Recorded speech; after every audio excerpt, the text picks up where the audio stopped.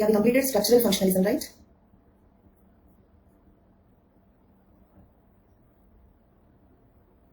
Yes, launching a new batch on 16th of June, time is 6 to 8 p.m. Okay, so you need not start from today's class and starting a new batch on 16th June. So same duration, almost the same schedule. Okay, so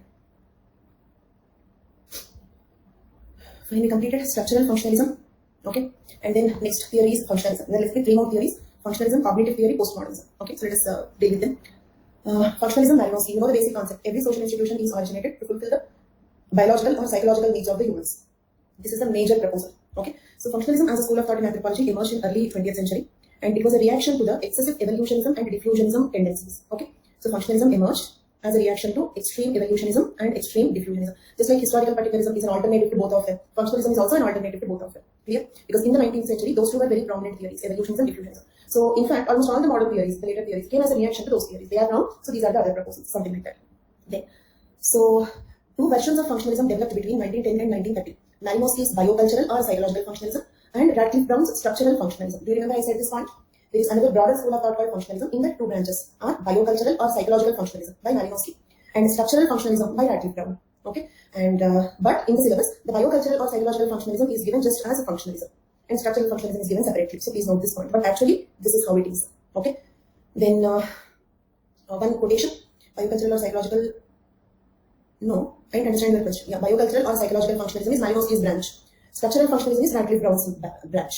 Okay, these two are biocultural or psychological mean the same. Got it? Biocultural or psychological mean the same. Why? Because, for example, marriage, family, and all, they fulfill biological needs, isn't it? Religion fulfills psychological needs, isn't it?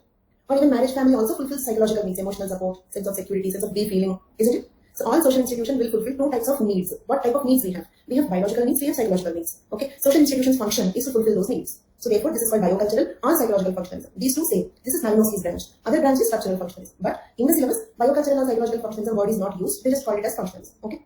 So in the question, if the functionalism comes, write about Malinowski's contributions only. Sure. Can we proceed? Then one quotation of Malinowski: the final goal is to grasp the native's point of view, his relation to life, to realize his vision of his world. Okay, means what? The final target of an anthropologist is to get closest to the emic point of view. If you remember, the method he followed in the research is field work or participant observation. Participant observation. I think I've shown you this photograph earlier.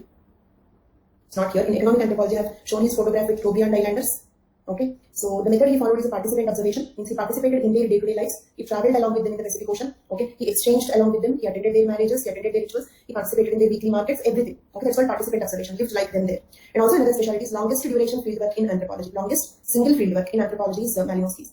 And also, he is the first person to conduct the research in the native language. First person to conduct the research in the native language. And the method followed is participant observation. Longest single case study in longest single fieldwork in anthropology. Okay, so clear. And this quotation reflects that. Why he did like that? Because he believed this. The final goal of anthropologists is to get closest to the native's point of view, native's view of looking at the world, isn't it? There is a reason why he spent so much duration with them.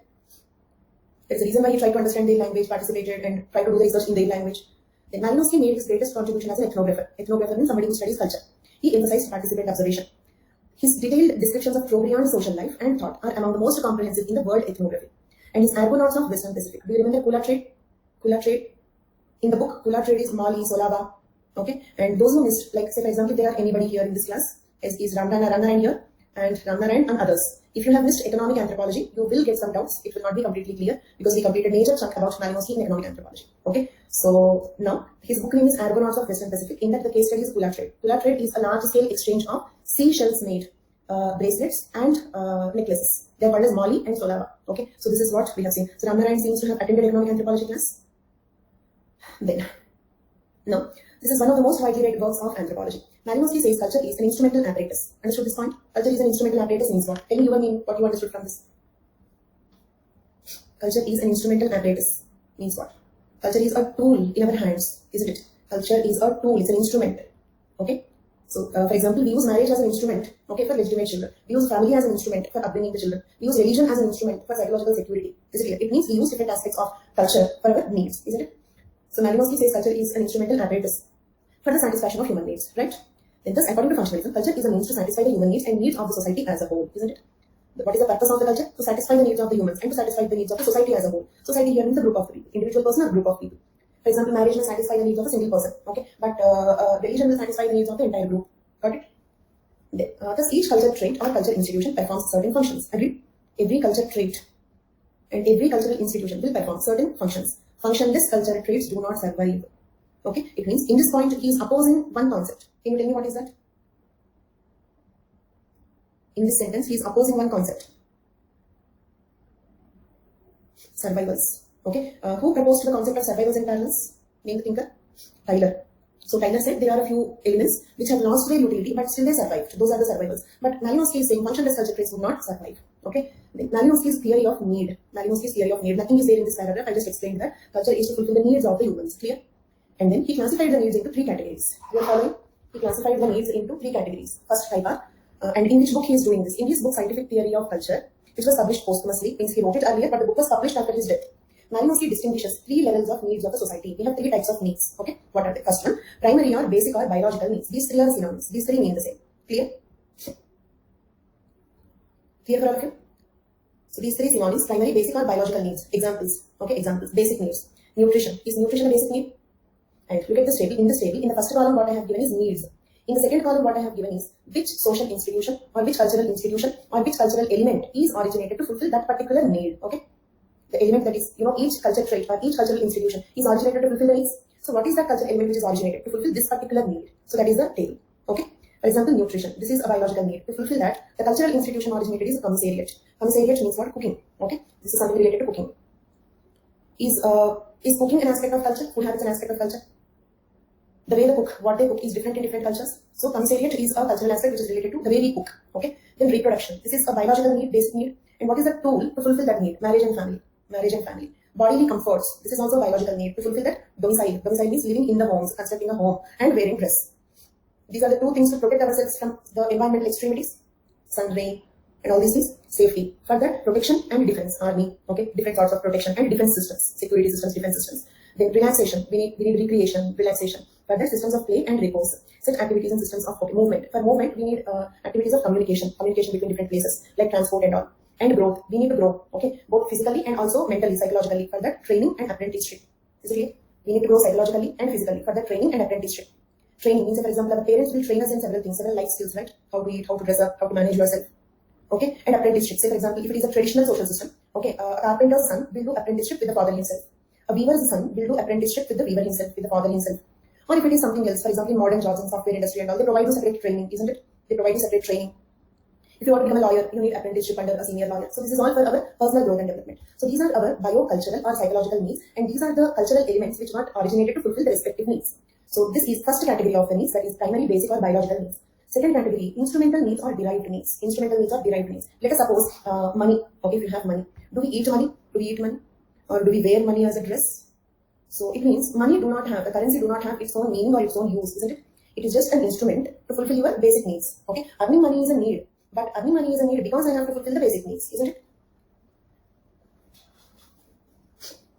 So such needs are called as instrumental needs or derived needs. Why instrumental needs? Because money is an instrument in your hand through which you can fulfill your basic needs, right? And if you do not have basic needs, you don't need these things. Agreed? For example, if you don't need food, need shelter, do you need money? If you don't need food, need shelter, do you need money? So these needs are derived from those needs. Agreed? The second category of needs are derived from the first category of the needs. Because you have these needs, that is the reason why you have these needs. If these needs are not there, you also will not have these needs. Agreed? So therefore they are called derived needs. Instrumental needs or derived needs. Then I have given another table here. Instrumental needs and responses.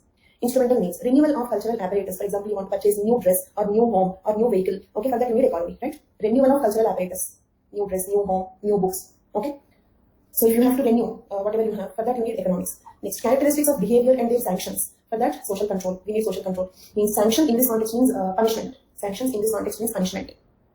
Okay. Then cultural apparatus.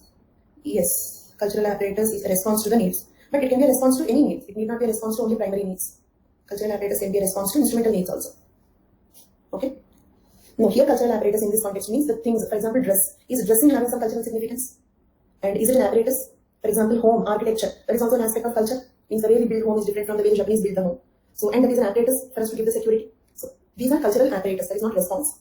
That is a need. We need cultural apparatus. We need cultural apparatus. Response is economics. Response is economics. Then characteristics of behavior and their sanction. It means what kind of characteristics can be permitted, what kind of characteristics must be punished. Further, we have social control, different types of control systems. Then renewal of the personnel. Okay, further education. For example, a doctor need to renew the knowledge regularly, isn't it? need to update because new medicines will come, new infections will come. So renewal of the personnel, for that we need education.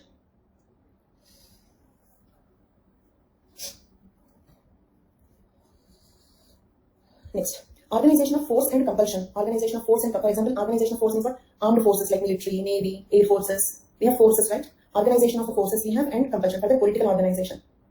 So these are our instrumental needs. We have these needs because we have those needs, or derived needs and the responses.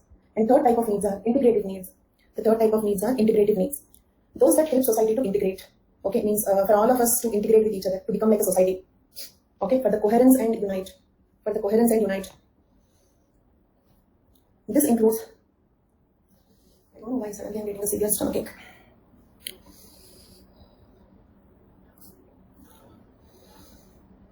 No, suddenly I'm getting a severe stomachache, I don't know why.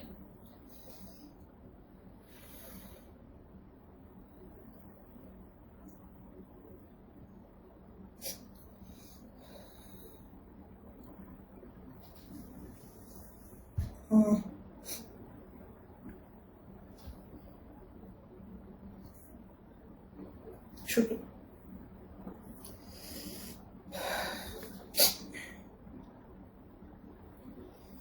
Right. Okay, let me try. If I can continue, it's fine. Otherwise, okay. So integrative needs means those needs those aspects which will make us integrate as a society, as a unit. So for that we need knowledge, religion, music, art, morals, values, etc. Okay. So these are the things that unite us, isn't it? Religion. If there is any religious activity, all people will unite. I think I cannot continue. I'm getting some severe stomachache. I don't know why it suddenly developed. Okay, I'm stopping this class here itself. I'm very sorry for the inconvenience. Bye bye.